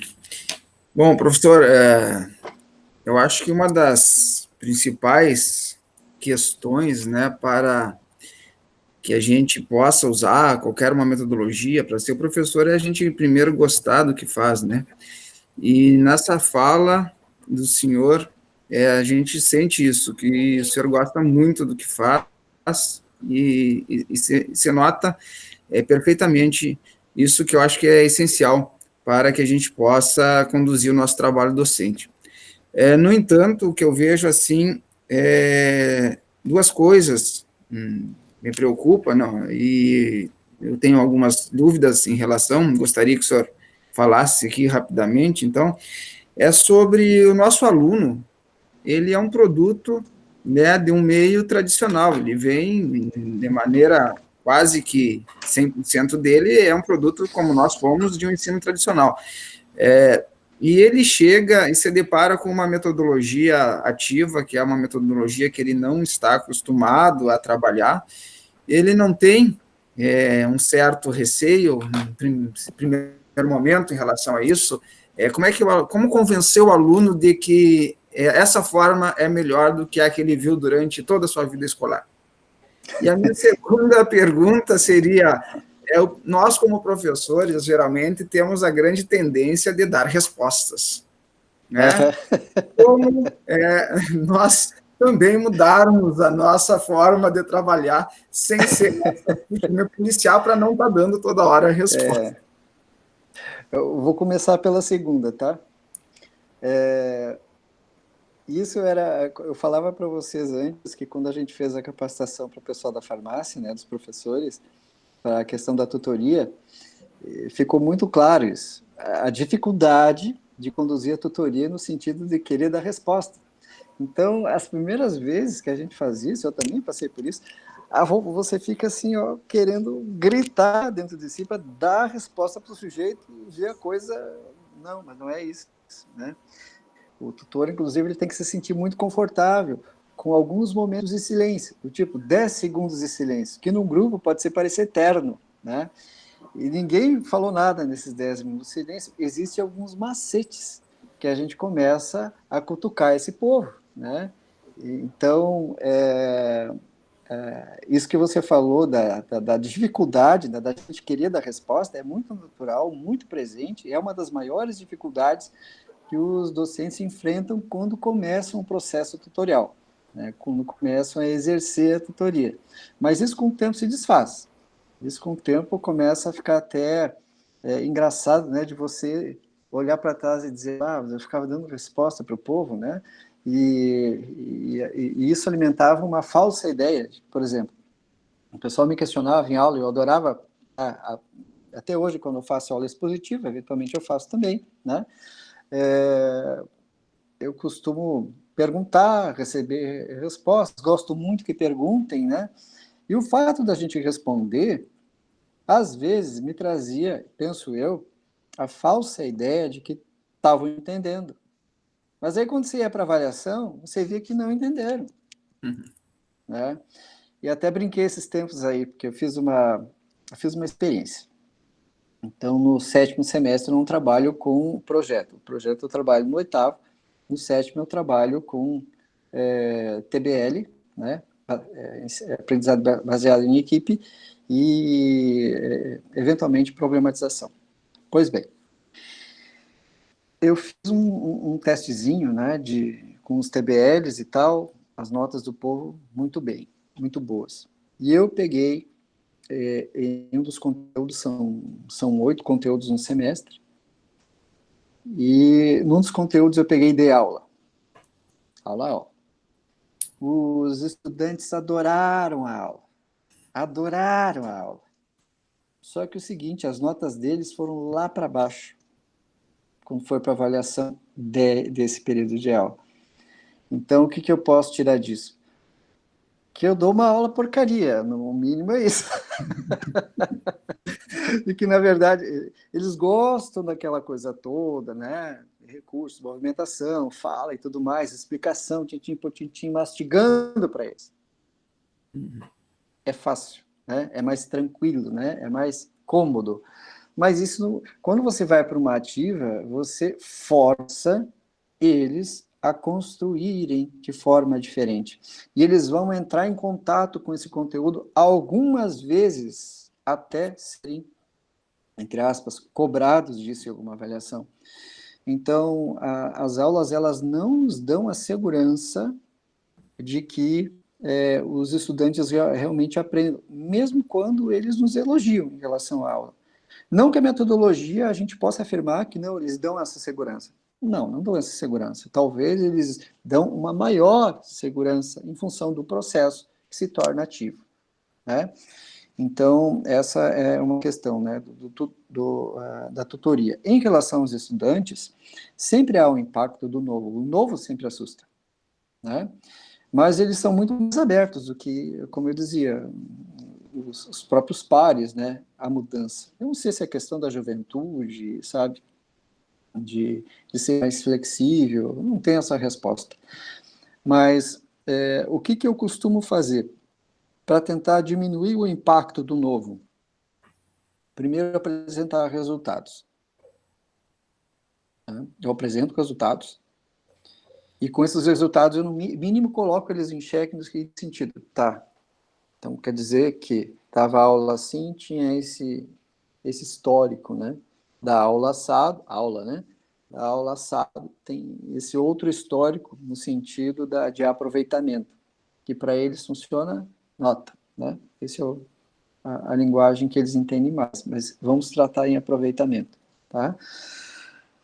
E depois eu me certifico que eles entenderam a metodologia. Então, por isso, eu gasto um tempo para explicar tintim por tintim onde é que está o fundamento, o porquê desse fundamento, como é que vão ser avaliados, por que vão ser avaliados assim, né? Eles têm que estar assim, ó, se não completamente abertos e aceitando tudo isso, pelo menos conscientes de como é que o jogo funciona, quais são as regras do jogo. Tá? Então, eles têm que ter essa consciência. Quando eles começam a perceber o próprio aproveitamento, a guarda desce. E aí eles começam a trabalhar de uma forma mais, o que eu posso dizer, mais livre, mais solta, não sei, com menos tensão, né, no sentido de procurar estabelecer um produto. No caso da metodologia que a gente traçou hoje, na primeira vez que eles fazem o ensino baseado em projeto, eles, alguns não são tão, como é que eu posso dizer, desafiadores, né, em relação à complexidade do produto a ser formado. Mas tudo bem, eles são livres para escolher, eu não posso fazer essa inferência, não é? Mas a partir do momento que eles ganham confiança no processo e também percebem, né, que eu tento estimulá-los também quanto à capacidade criativa, é tudo conversa, gente, é tudo fazer com que eles creiam que eles podem fazer, né, de acreditar em si mesmo. Então, estou sempre insistindo, assim, às vezes até meio sublimiarmente, né, essa questão. Você pode muito mais do que você acredita poder. Né? Então, desafio. Por que o cara lá no Japão tem que dizer que o curso dele é melhor que o curso aqui da Unipampa? Não. Eu vou trabalhar com que tipo de referência? Com a mesa que eles estudam lá. Entendeu? Então, no sentido de colocar para cima. Nós estamos aqui no oeste do Rio Grande do Sul, sim, mas nós não somos menores que ninguém. Você, né, tenta estimular esse tipo, trazer esse tipo de coisa para eles, né? E eles acabam comprando a ideia, né? Comprando a ideia e tendo um aproveitamento que tem me feito muito, muito feliz nesses últimos anos. Ora, assim, às vezes extasiado, às vezes assim, pô, beleza, cumpri o objetivo que eu estabeleci. Então, perfeito. Bom ouvir isso, professor, até porque a gente encontra esses desafios, às vezes, quando tu tenta trabalhar com uma metodologia diferenciada, né? E um desafio, acho que ainda maior, que acredito que vocês devem ter encontrado no curso de vocês, que a gente encontra muito também, é a questão do próprio docente, né? Do próprio colega aceitar fazer o uso de uma metodologia, porque parece que quando a gente parte para uma área mais da educação, mais de um ensino flexibilizado, assim, onde o aluno ele é o protagonista, parece que isso é visto como algo, um ensino onde não há cobrança, né? Então, puxa vida, como convencer também esse colega resistente a poder enxergar isso de forma diferente, que não é algo que é frouxo, não é algo que não existe cobrança, e sim uma maneira de fazer com que não seja um ensino tradicional, onde o professor ali seja o detentor do conhecimento, que ele é responsável por todo o processo, né? Perfeito. Olha, é só esse docente sendo convencido e participando de formação, né? E vão ter colegas que eles não aceitam participar de formação, eles não vão à formação. Durante todo o ano de 2018, que a gente fez formação com o pessoal da farmácia, não teve adesão 100%, quiçá 60% talvez do curso, que já foi excelente, sabe? Mas tem pessoas que, pelo entendimento que eles trazem, eu não sei se é um entendimento relacionado assim a que isso não funcione, mas nós temos demonstrado, né, com os resultados, não só eu, os colegas que aplicam também alguma que outra metodologia, têm demonstrado também, têm conseguido colher bons resultados, né? E até eu acho que isso foi um fator estimulador, mais colegas terem pelo menos se aproximado, de querer saber como é que funciona. Então, eu sou um cara bastante otimista, assim, eu acho que, não sei se 100%, mas sei lá, daqui 2, 3 anos, boa parte dos colegas consigam, um momento ou outro, aplicar alguma metodologia. Mas parte muito, assim, do que eu acredito, né? E às vezes as pessoas também, eu desconfio, por vezes, até o pecado falar isso, mas enfim, que para você fazer metodologia ativa, você vai ter que sair do seu comodismo. Aquelas suas aulinhas prontas lá, deixar de existir. Todo semestre vai ser um novo semestre. O planejamento é novo planejamento. Tu pode partir de um pressuposto que você utilizou antes, mas veja, as coisas mudam, a ciência evolui. A gente que trabalha cada um de nós, né, que trabalha com a sua área específica, tem avanços, tem novidade. Tu não vai querer trazer isso, né, como fator estimulador aos estudantes? É óbvio que vai, ou deveria. Então, o meu planejamento nunca vai ser o mesmo. Isso vai me trazer um monte de trabalho em cima. Mas aí tá. Vai de você se propor fazer esse trabalho e ter um aproveitamento dos seus estudantes melhor, ou você continuar da mesma forma, com aquelas aulinhas lá que são as mesmas, que os estudantes tiram xerox ou cópias, né, dos estudantes anteriores, que havia sido disponibilizado, não muda, eles já vão acompanhando na aula do sujeito popular, e o aproveitamento não ser tão bom assim. Né? Professor, pode finalizar. Oi? Professor, terminou a fala? Eu não sei se interrompeu. Bom, professor, excelente, né? O pessoal aqui no chat, todo mundo elogiando, né? Parabéns mais uma vez. Existem várias palavras-chave aí que você colocou durante toda a apresentação. Finalizou agora fazendo, acho que uma das principais delas, né? Que é não ficar no comodismo, né? As aulas prontas, né, para implementar aí os projetos, aquelas já não servem, né? Então, eu vejo que é por aí mesmo, tá? Mais uma vez, muito obrigado, né? E até uma próxima.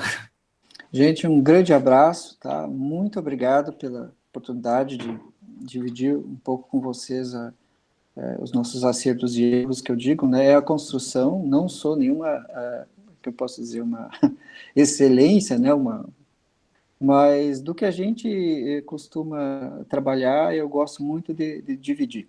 Até mesmo porque quanto mais a gente tiver pessoas trabalhando com isso, o nosso grupo, né, de trocar ideias, de trocar experiências, preocupações, mazelas, ansiedades em relação ao processo, ele fica maior e melhor, né?